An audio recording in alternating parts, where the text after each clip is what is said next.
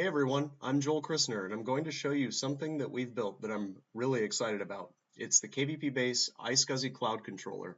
It's a primary storage platform that gives you integrated elastic cloud access, deduplication, thin provisioning, backups, and disaster recovery, all in a simple package that's easy to set up and deploy. It takes about 30 seconds. You can run it on just about anything, including your own laptop, no hypervisor required.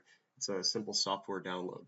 By default, when you run through the setup wizard, which takes about 5 seconds, it will create a 1 gig disk-backed volume that you can write to. I've modified the system so that will now go to Amazon S3. You could modify it to go to Azure's Blob Store. You can modify it to point to your own kvpbase elastic object storage nodes. You can send that data just about anywhere. Go to a volume on your SAN if you want to. So the first thing I'm going to do is start the iSCSI controller. And once this starts, you should see here that we have a 1 gig disk target. So I'm going to go to the iSCSI initiator and I'm going to discover that target. And you can see that we connected to the 1 gig disk, and I'm just using a small disk size for speed. As you know, that the larger the disk, the longer it takes to format and so on and so forth. So I'm just trying to keep it nice and concise. We'll go ahead and initialize this disk.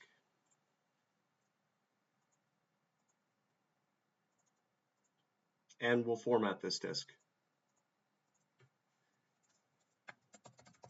And remember, this is a disk that is backed by capacity on Amazon S3.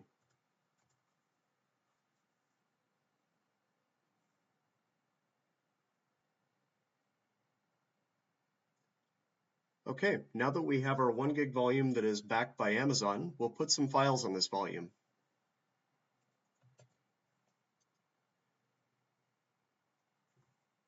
And as you can see from these files, these are just a variety of pictures that we're working with. Within the iSCSI controller, a number of things are happening right now.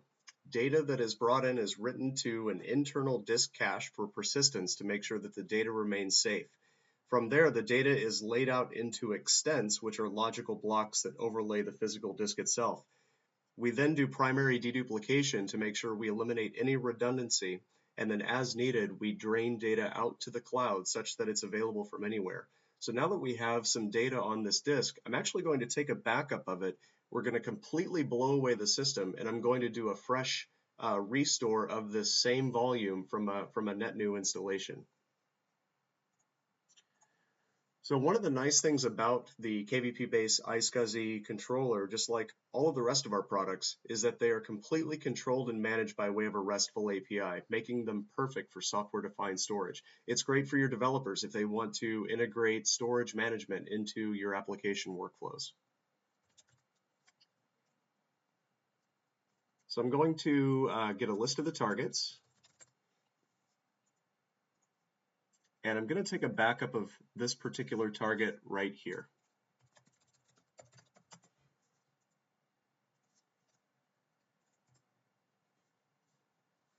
And so we now have a backup of this target on the cloud, and we can access it using this GUID here. So now if I want, I can make sure that my backups exist on Amazon by using the list backups command.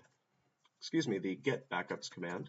And I just have to send in the GUID of the Amazon storage pool.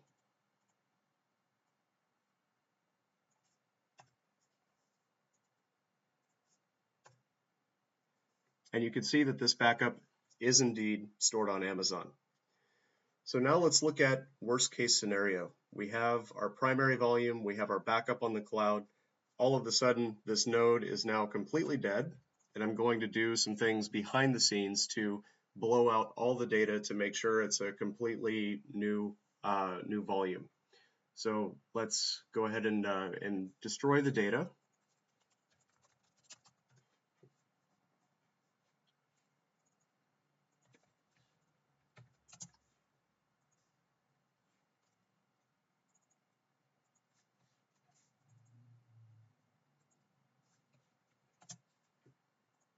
Okay, so now all of the data is gone. All of the dedupe data is gone.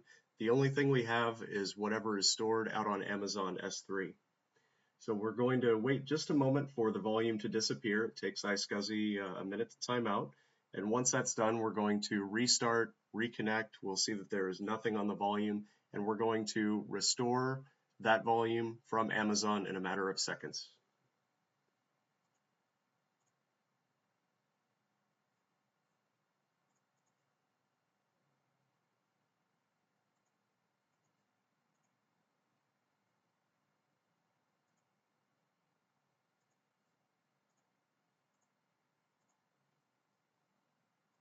Okay, so I'm going to restart the iSCSI controller.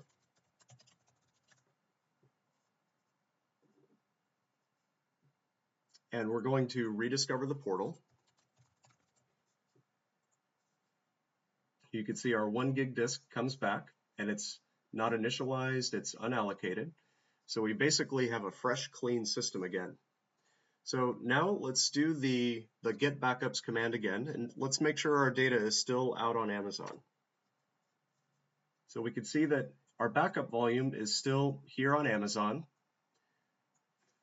and we can now restore that volume.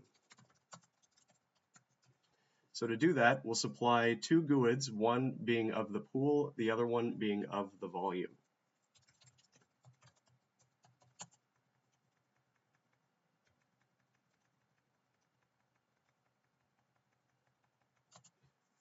And then the backup GUID is this one. And now we can see we have a new disk target, this 1 gig disk target with this new GUID. And if we go back here and rediscover, we can see that our restored volume is here. We'll connect to that. That will show up here in Disk Manager. And there's our data. So what we've shown is that we're able to use a simple software layer for primary storage, a software layer that's very powerful. It gives you access to integrated elastic cloud storage, a variety of clouds or file systems. It provides integrated deduplication, thin provisioning, backups, disaster recovery. We can take cloud backups and restore them in a matter of moments, enabling global deduplicated disaster recovery from just about anywhere on any hardware you choose. So that's it. Thanks for taking a look. We're in alpha with this product right now. We'd love to get your feedback on it and have you test it. Sign up on the list at www.kvpbase.com. Thanks for your time.